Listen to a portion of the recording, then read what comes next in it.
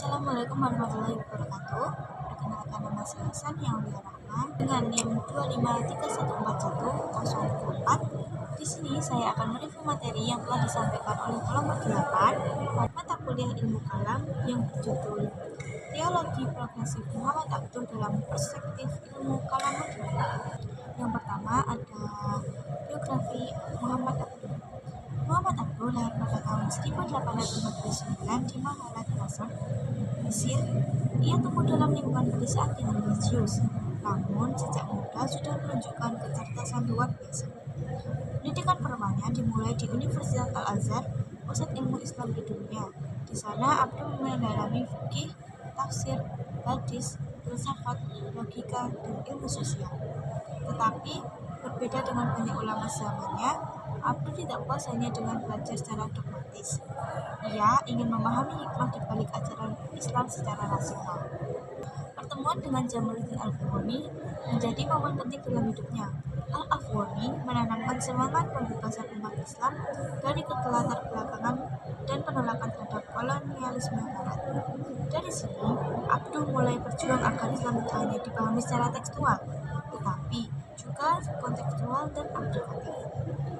Ketika kemudian ia menjadi mufti Mesir, Abduh mengimplementasikan gagasan reformasinya dalam bidang hukum Islam, pendidikan, dan sosial.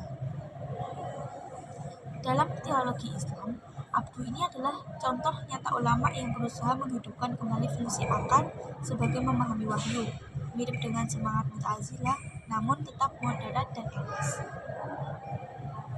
Abduh berpendapat bahwa Islam adalah agama rasional dan sesuai fitrah manusia. Baginya, wahyu dan akal tidak mungkin saling bertentangan karena keduanya berasal dari sumber yang sama, yaitu Allah. Ia menolak talqin buta, yakni kebebasan mengikuti pendapat ulama tanpa memahami dasar pemikirannya. Menurut Abduh, talqin inilah penyebab kemunduran intelektual umat Islam. Sebaliknya, ia mengajak umat Islam untuk membuka pintu ijtihad agar hukum-hukum Islam bisa disesuaikan dengan perkembangan zaman. Abduh membagi ajaran Islam menjadi dua, yaitu ibadah dan muamalah. Ibadah yang bersifat tetap dan tidak dapat diubah karena menyangkut hubungannya manusia dengan Tuhan, lalu muamalah yang bersifat dinamis dan dapat menyesuaikan dengan perubahan sosial melalui ijtihad dan rasionalisasi. Konsep ini menunjukkan bahwa teologi progresif Abduh menekankan peran akal dan kebebasan berpikir sebagai jalan memahami wahyu. Ini menjadikan pelaju semangat rasionalisme Islam, tetapi tetap berpijak pada tauhid dan moralitas. Bidang yang paling banyak disentuh Abduh adalah pendidikan. Ia sangat prihatin melihat sistem pendidikan Islam yang hanya fokus pada hafalan dan ritual, tapi kurang mengembangkan nalar kritis. Menurut Abduh, pendidikan harus mencetak manusia yang berilmu dan berakhlak mulia, bukan hanya pandai dalam teori agama. Ia menentang pemisahan antara ilmu agama dan ilmu modern. Bagi Abduh, ilmu pengetahuan dan sains adalah bagian dari perintah Allah untuk menggunakan akal. Oleh karena itu, ia mereformasi kurikulum Al-Azhar, memperkenalkan belajar matematika, sains, logika, dan sejarah. Tujuannya adalah membentuk generasi muslim yang rasional, produktif, dan berdaya saing global tanpa kehilangan nilai spiritualisme. Dalam hal ini, gagasan pendidikan Abduh menegaskan bahwa iman harus disertai dengan penalaran ilmiah. Artinya, mencari ilmu dan berpikir logis juga bagian dari ibadah, sebuah bentuk tauhid intelektual. Pemikiran Abduh tetap relevan hingga saat ini. Ia menolak teologi fatalistik yang membuat manusia merasa tak berdaya dan pasrah tanpa usaha. Sebaliknya, ia mengembangkan teologi progresif, yaitu pemikiran bahwa manusia diberi akal dan kehendak bebas untuk bertanggung jawab atas perbuatannya. Menurut Abduh, iman sejati bukan sekadar keyakinan di hati, tetapi juga tindakan nyata untuk memperbaiki masyarakat. Dalam konteks modern, pemikiran ini bisa menjawab banyak persoalan. Radikalisme dengan menegakkan Islam yang moderat dan dialogis, krisis moral dengan menanamkan akhlak dan tanggung jawab, dan ketimpangan sosial dengan menegaskan bahwa Islam berpihak pada keadilan dan kemajuan sosial. Di Indonesia, gagasan Abduh sangat mempengaruhi Harun Nasution dan Nurcholish Madjid. keduanya melanjutkan semangat Abdul dalam membangun Islam rasional dan keterbukaan terhadap ilmu pengetahuan.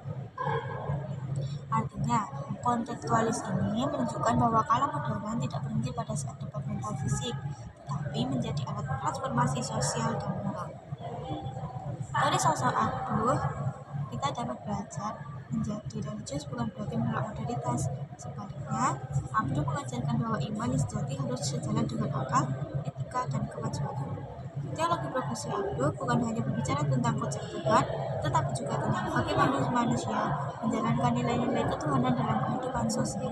Di Muhammad Abdul ini kita dapat pelajaran tentang beragama dengan kesadaran bukan kebiasaan, menggunakan akal sebagai anugerah Tuhan, dan menjadikan Islam sebagai kekuatan bebas bukan membatas. Jadi dari materi yang disampaikan oleh kelompok 8 tadi, ada beberapa pertanyaan yang disampaikan oleh teman kita, yaitu salah satunya, bagaimana cara Abdul membuktikan bahwa Islam itu tidak bertentangan dengan kemajuan zaman? Muhammad Abdul membuktikan bahwa Islam tidak bertentangan dengan kemajuan zaman dengan menunjukkan bahwa ajaran Islam sejatinya sangat rasional dan terbuka terhadap ilmu pengetahuan. Ia menjelaskan bahwa wahyu dan akal itu berasal dari sumber yang sama, yaitu dari Allah. Jadi, tidak mungkin saling bertentangan. Abdul menolak pandangan bahwa Islam hanya berisi hukum-hukum kaku, tapi justru menekankan bahwa Islam mengajarkan ijtihad, berpikir kritis, dan menyesuaikan ajaran dengan situasi baru. Lewat reformasi pendidikan, hukum dan sosial di Mesir, Abdul menunjukkan bahwa umat Islam bisa maju dalam sains dan teknologi tanpa meninggalkan nilai-nilai agamanya.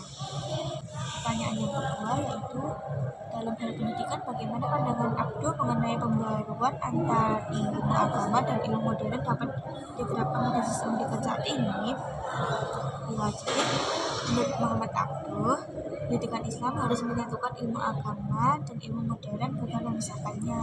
Ia melihat bahwa di zamannya banyak sekolah agama yang menolak sains dan sekolah umum yang mengabaikan nilai-nilai spiritual. Padahal keduanya itu sangat penting. Kalau diterapkan pada sistem pendidikan saat ini, gagasan Abdul bisa diwujudkan dengan contohnya mengajarkan nilai-nilai agama dan akhlak di semua jenjang pendidikan, tetapi juga memberi ruang besar untuk ilmu sains, teknologi, dan kreativitas modern, serta mengajarkan cara berpikir kritis, etis, dan rasional agar peserta didik tidak hanya tahu apa, tapi juga mengapa. Jadi, pendidikan ideal menurut aku adalah melahirkan manusia berilmu, berakhlak, dan bermanfaat bagi masyarakat, bukan hanya pintar secara akademik, tetapi juga kesadaran moral. Lalu ada pula pertanyaan, kalau pemikiran Muhammad Abdul masih terasa hingga saat ini, contohnya apa, dan kalian sendiri apakah merasakannya? Terus, apakah pemikiran Muhammad Abdul itu pengaruh di Indonesia?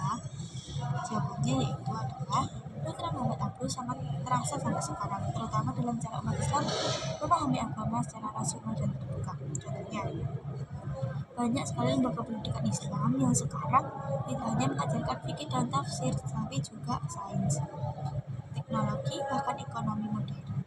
Ini sejalan dengan gagasan Abdul tentang integrasi ilmu. Kalau kita lihat di Indonesia, pengaruh Abdul bisa ditemukan pada tokoh-tokoh seperti Harun Nasution dan Nurcholish Madjid. Mereka melanjutkan ide Abdul tentang Islam yang rasional, modern, dan menolak fanatisme. Kita sendiri pun bisa merasakannya, misalnya saat belajar agama, tetapi tetap berpikir logis dan tidak menelan mentah-mentah pendapat orang lain. Itu semua hasil dari semangat ijtihad yang dulu diperjuangkan oleh Abdul. Lalu ada pula pertanyaan, bagaimana konsep ajaran Muhammad Abdul? Beliau kan menolak adanya taklid buta. Apa yang dimaksud dengan taklid buta itu? Yang dimaksud dengan taklid buta itu adalah sikap mengikuti pendapat atau ajaran seorang tanpa berpikir atau memahami alasannya. Contohnya, ketika seorang berkata, ini benar karena ustaz saya bilang begitu, tanpa mau mencari tahu dalil atau logika baliknya. Muhammad Abdul itu menolak sikap seperti ini karena menurutnya Islam justru mendorong umatnya untuk menggunakan akal. Ia ingin umat Islam berpikir kritis, meneliti, dan memahami ajaran agama dengan sadar, bukan sekadar ikut-ikutan. Dengan menolak taklid buta, Abdul ingin menghidupkan kembali semangat ijtihad agar umat Islam tidak mudah dibodohi dan bisa menyesuaikan ajaran agama dengan zaman modern. Sekian materi yang disampaikan oleh kelompok 8. Apabila banyak kekurangannya, saya mohon maaf sebesar-besarnya. Assalamualaikum warahmatullahi wabarakatuh.